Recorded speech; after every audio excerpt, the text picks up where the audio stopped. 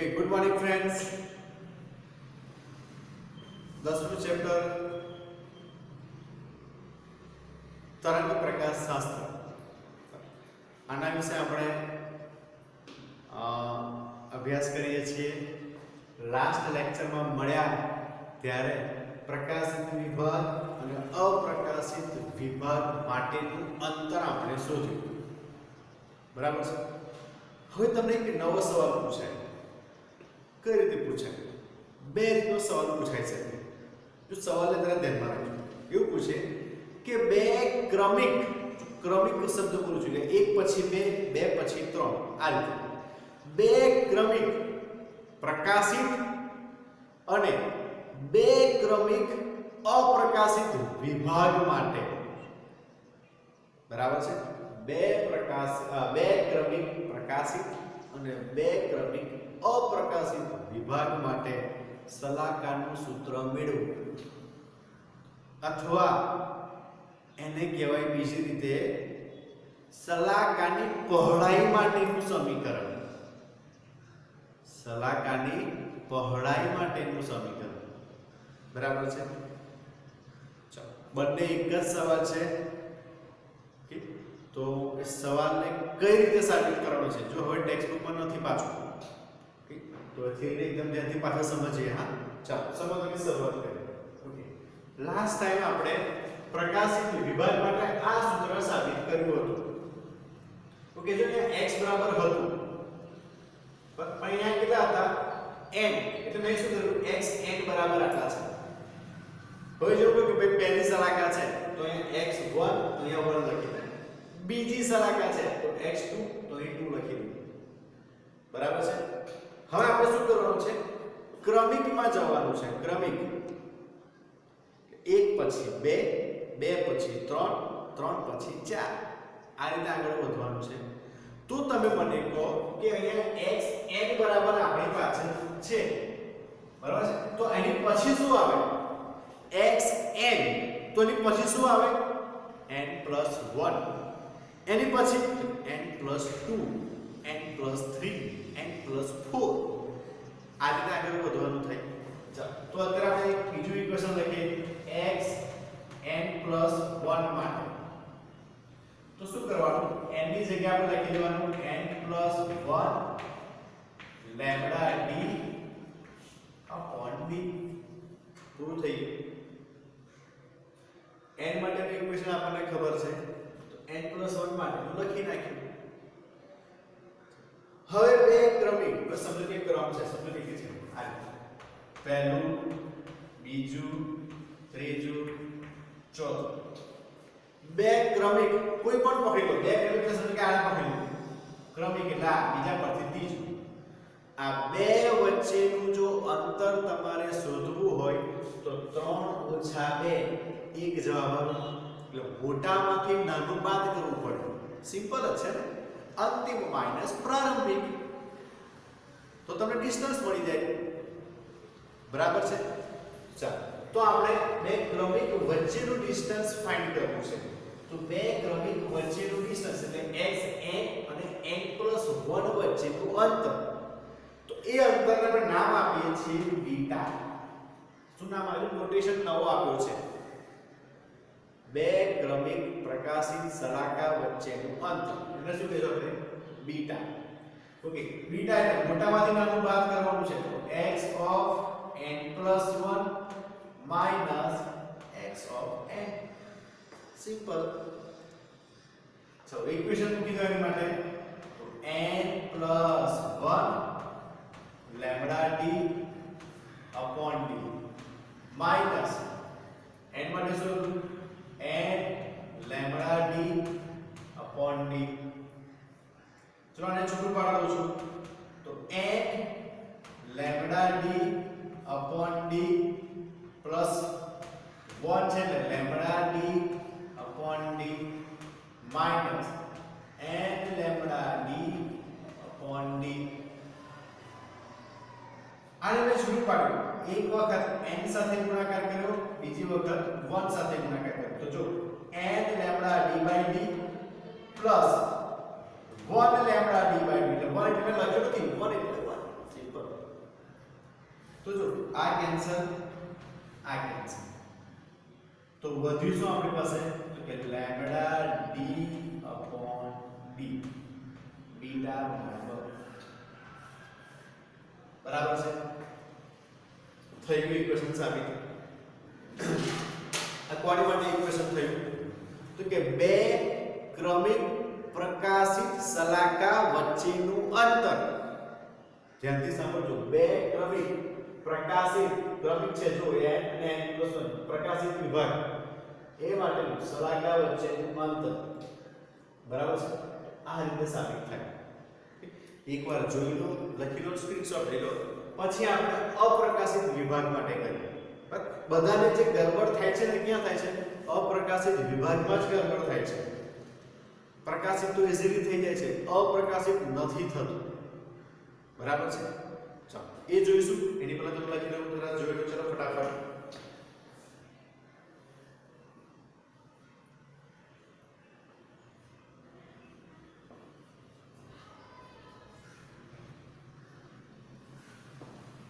Okay ચાલો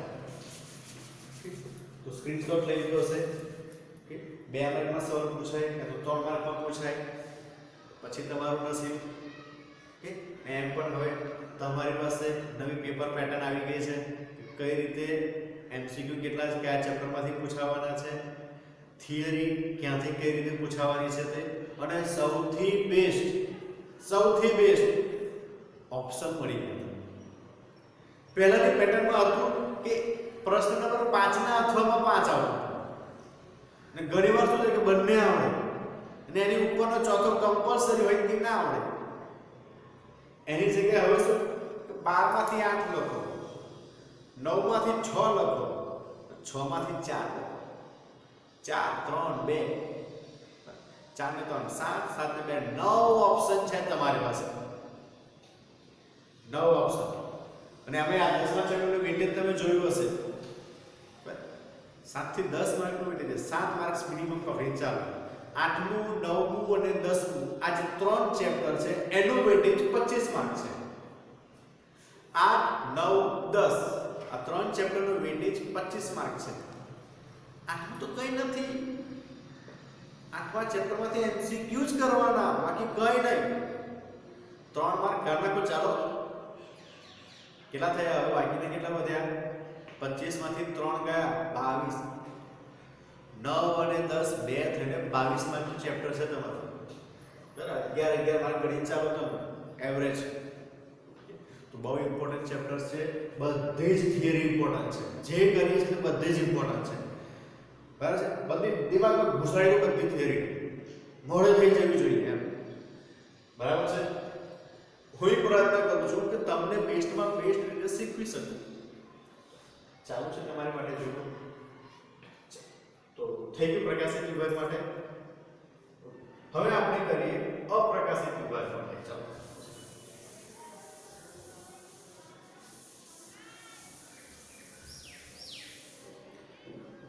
second condition કે આપણે અપ્રકાશિત વિભાગ માટે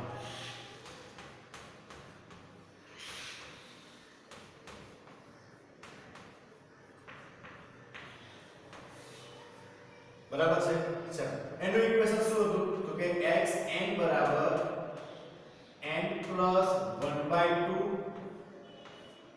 લેમ્ડા d upon d આ ઇક્વેશન હતું બરાબર છે આ ઇક્વેશન હતું અપ્રકાશિત વિભાગ માટે હવે આપણે ક્રમ પ્રમાણે આગળ વધીએ xn મળ્યું n plus 1 જોઈશે આપણને ચલો તો n plus 1 લખીએ અહીંયા x of n plus 1 is equal to n ની જગ્યાએ શું લખી દઈશું n plus 1 તો જો અહીંયા લખી દો n plus 1 n ની જગ્યાએ લખી દીધું plus 1/2 તો ખરો જ plus 1/2 lambda d upon d થઈ જશે ઇક્વેશન આ રીતે ક્લિયર થઈ ગયું બતાવું n ની જગ્યાએ n plus 1 બીજું કંઈ નથી કર્યું હવે બંને વચ્ચેનું ડિસ્ટન્સ ફાઇન્ડ કરીએ. ડિસ્ટન્સ માટે શું કરીએ? બીટા બરાબર x of n plus 1 minus x of n. આ સમીકરણ આપણને ખબર જ છે. ઓકે, આ કિંમત મૂકી દઈએ આપણે. n plus 1 ની કિંમત કેવી છે? તો કે n plus 1 plus 1/2 lambda d upon d minus અહીં છે n plus 1/2 lambda d upon d. બરાબર છે. હવે ઘણા બધા શું કરે છે? 1 plus 1/2 ત્યાં સિમ્પ્લિફિકેશન કરી દે છે. ઓકે, કરો, વાંધો નહીં, પણ પાછળથી તમારી ભૂલ ના થઈ જોઈએ. આપણે છે ને એવું કશું કરવું નથી. આવું ને આવું જ મૂકી રાખો, સિમ્પલ જ રાખો. કૌંસ છોડી દો, ખાલી બ્રેકેટને રિડ્યુસ કરી દો, ઓટોમેટિક આન્સર આવશે. કોઈ સાદું આપવાની જરૂર નહીં પડે. બરાબર છે? જો બ્રેકેટ રિડ્યુસ કરીએ, ચાલો બ્રેકેટ રિડ્યુસ કરીએ તો પહેલો n આની સાથે ગુણાકાર, તો n lambda d upon d. પછી પ્લસ 1 છે તો પ્લસ 1 લખી દો લેમ્બડા d upon d.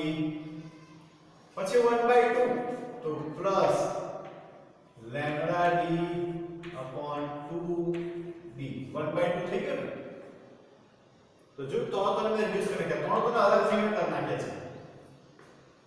હવે લેવો આ બાજુ માઈનસ. હવે માઈનસ લઈશ તો અંતરની નિશાની ચેન્જ થઈ જશે.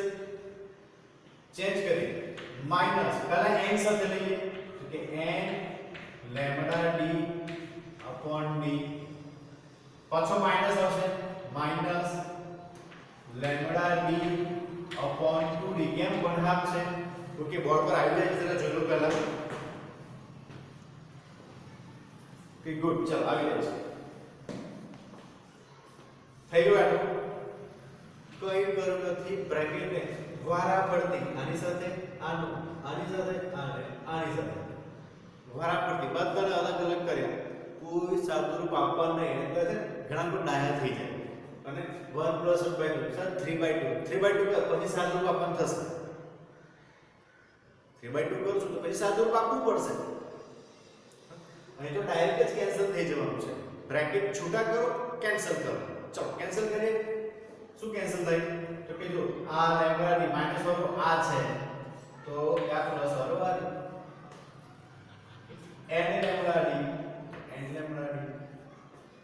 કેન્સલ થઈ ગયા. વધ્યું શું આપણી પાસે?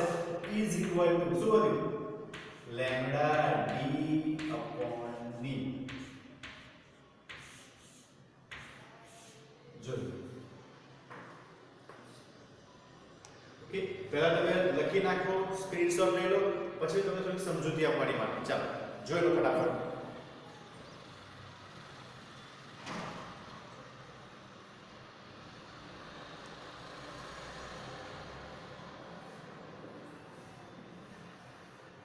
ઓકે, ચાલો તો જો આની માટે આન્સર શું આવ્યો? Beta is equal to lambda D upon D. કોને માટે આવ્યો? અપ્રકાશિત વિભાગ માટે. હવે આનો આગળનો સ્ટેપ જો નંબર 1 કન્ડિશનમાં જો પ્રકાશિત વિભાગ માટે એનો આન્સર પણ શું હતો? Lambda D upon D. That means કે પ્રકાશિત વિભાગ છે ત્યાં પણ સેમ આન્સર, અપ્રકાશિતનો પણ સેમ આન્સર, બંનેનો સેમ આન્સર. બરાબર છે? એનો મતલબ એ થયો કે મધ્ય કેન્દ્રથી સરખા અંતરે તમને પ્રકાશિત વિભાગ અને અપ્રકાશિત વિભાગ મળે છે. બરાબર છે? ફરી કહું, સરખા અંતરે. સરખા અંતર થયું એટલે હવેનો મતલબ શું થયો? સરખા અંતર એટલે સમજો કે આ એક પડદો છે, અહીંથી તમને પ્રકાશિત વિભાગ અહીં મળે. આટલી થિકનેસ બતાવું છું એની. આની જેટલી પહોળાઈ હશે એટલી પહોળાઈને જોઈ લો, ત્યાં કશું નહીં મળે તમને. એ અપ્રકાશિત વિભાગ. આ પ્રકાશિત વિભાગ પછી અપ્રકાશિત વિભાગ, ફરી પાછો પ્રકાશિત વિભાગ, એટલી થિકનેસ માટે.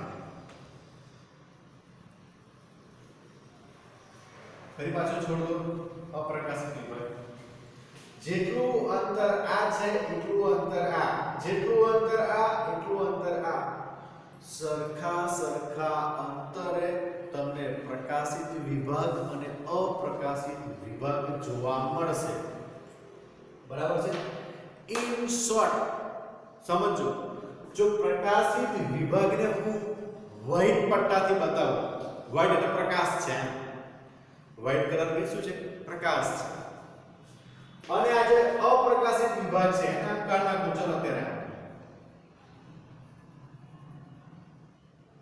બરાબર છે તો એ મારી માટે થઈ જાય બ્લેક પટ્ટા જેવું થઈ જાય બ્લેક એટલે અંધારું કોઈ જાતનો પ્રકાશ નથી વ્હાઇટ પટ્ટો 20 પ્રકાશ મળે છે બ્લેક પટ્ટો 20 પ્રકાશ મળતો નથી વ્હાઇટ પટ્ટો એટલે પ્રકાશિત વિભાગ બ્લેક પટ્ટો એટલે અપ્રકાશિત વિભાગ જો આને એ રીતે બતાવવા જાઓ તો તમારી આ રચના ઝીબ્રા ક્રોસિંગ જેવી થઈ જાય ખ્યાલ છે ઝીબ્રા ક્રોસિંગ રોડ ઉપર જો વ્હાઇટ પટ્ટો બ્લેક વ્હાઇટ પૂરો આખું ઝીબ્રા ક્રોસિંગ જેવું સરખી થિકનેસ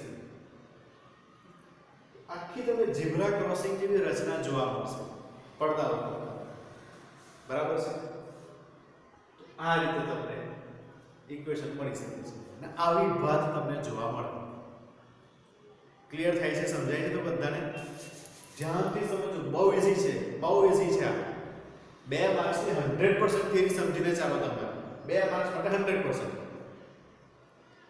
ક્લિયર છે ઓકે તો પ્રકાશિત વિભાગ અને અપ્રકાશિત વિભાગ માટે સલાકાનું અંતર અથવા સલાકાની પહોળાઈ માટેનું સમીકરણ અને આવું પણ કહેવાય છે શું આવે બીટા બરાબર લેમ્ડા d/d તો આ સાથે તમારી 2 માર્કની થિયરી પૂરી થઈ બરાબર છે તો જો આ એક થિયરી પૂરી થઈ હવે પછીની જે થિયરી શીખવાની છે તે 2 થિયરી છે પહેલી થિયરી એક સ્લિટનું બીજી થિયરી 2 સ્લિટ માટે એક સ્લિટ માટે 2 સ્લિટ માટે હવે આ જે કે પણ 2 થિયરી છે બહુ કન્ફ્યુઝન વાળી થિયરી છે મગજ ગાંડું થઈ ગયું બરાબર છે એટલે એને આપણે સમજી લઈશું હું નથી કહેતો કે નથી કરવાનું આપણે એને સમજી લઈશું એક સ્લિટમાં કહેવા શું માંગે છે 2 સ્લિટમાં કહેવા શું માંગે છે બરાબર એનો કોન્સેપ્ટ શું છે પાછળ એ થિયરીને સમજી લઈશું બરાબર છે નહીં આવડે તો વાંધો નહીં કોઈ ટેન્શન લેવાની કે સર આવડતી નથી તો કેવી રીતે કરવાની કઈ વાંધો નહીં કોઈ ટેન્શન નહીં લો કારણ કે જે પૂછવા જેવું હતું જે મોસ્ટ ઇમ્પોર્ટન્ટ હતું એ બધું તમે કરી દીધું બરાબર છે બધું કરી નાખ્યું આપણે તો આ બધું હાઇઝનબર્ગનો સિદ્ધાંત કરવાનો બરાબર છે સુસંબંધ સરવાળો સહાયક વ્યતિકરણ વિનાશક વ્યતિકરણ પ્રકાશિત સલાકાનું અંતર અપ્રકાશિત સલાકાનું અંતર આ બે ક્રમિક અંતર સલાકાની પહોળાઈનું સમીકરણ આ બધું જેટલું ઇમ્પોર્ટન્ટ હતું ને એ બધું કરી નાખ્યું આપણે હવે થિયોરેટિકલ થિયરી બાકી છે મેથેમેટિકલ થિયરી નહીં થિયોરેટિકલ થિયરી બાકી છે એક સ્લિટ માટે અને 2 સ્લિટ માટે આ થિયરી કન્ફ્યુઝન વાળી થિયરી છે થિયરેટિકલ છે તો હું બોલીશ તમારે સમજવાનું જેટલું ખબર પડે એટલું યાદ રાખવાનું તો પછી નમસ્કાર કરી દેવાનો બરાબર છે એટલે બહુ ટેન્શન ના લેશો જે કરાયું છે જેટલું કરાવું છું એને ધ્યાનથી સમજી લો અને ક્લિયર કરો એટલું કમ્પ્લીટ કરો બરાબર છે બીજું આ ચેપ્ટરના એક્ઝામ્પલ પણ બહુ ઓછા એક્ઝામ્પલ છે 8-10 એક્ઝામ્પલ છે અને નાના એક્ઝામ્પલ છે આ ચેપ્ટરમાંથી બેઠા માર્ક્સ લેવાના છે આપણે પેલી 2 થિયરી કરી નાખશું તો એ વાંધો નથી આપણે બરાબર છે ઓકે તો ચાલો અહીં આપણે પૂરું કરીએ છીએ આજે આજનો લેક્ચર થોડોક નાનો રાખીએ છીએ કેમ હવે પછી થિયરી લઈશું ને થોડીક વિચિત્ર કન્ફ્યુઝન વાળી થિયરી થિયોરેટિકલ થિયરી છે પણ 5 મિનિટમાં પૂરું કરાયું છે નહીં મારે તો એક લેક્ચર આખો લઈશું એની અંદર એક સ્લિટ અને 2 સ્લિટ બંનેનું કમ્બાઈન્ડ કરીને પૂરું કરી નાખશું એટલે એક જ લેક્ચરમાં ચેપ્ટરને પૂરું કરશું એ 2 થિયરી પૂરી થઈ એટલે ચેપ્ટર પૂરું થઈ ગયું આપણું બરાબર છે પછી મારે તમને એક નાનકડી એક વ્યાખ્યા તમને બતાવવાની છે કેમ એના પરથી એક્ઝામ્પલ પૂછાય છે એટલા માટે તો ત્યાં પૂરું કરી દઈશું આપણે પછી સીધા એક્ઝામ્પલ કરશું તો હવે પછી એક જ થિયરીમાં ચેપ્ટરની થિયરી પૂરી થશે પછી આપણે સીધા એક્ઝામ્પલ પર જવાના છે અને એક્ઝામ્પલ આપણે અત્યારે કેવા કરવાના છે કે જે ગુજરાત બોર્ડે કયા છે તે જે કટ કર્યા છે એને કટ કરી દઈશું અત્યારે એને કરવા નથી બરાબર છે હમણાં આપણો ટાર્ગેટ ગુજરાત બોર્ડ તો પૂરું કરશું નવા લેક્ચર ઓકે ત્યાં સુધી બધી થિયરી બધાએ લખીને મોડે કરી નાખવાની છે એક પણ થિયરી છૂટવી જોઈએ નહીં એક પણ રહેવી જોઈએ નહીં બરાબર છે ને કોઈ બી જગ્યાએ કન્ફ્યુઝન થાય તો આ વસ્તુ લે પૂછો મને બરાબર ચાલો તો મળીએ નવા લેક્ચરમાં અહીં સુધી પૂરું કરી નવા લેક્ચરમાં મળશું નમસ્કાર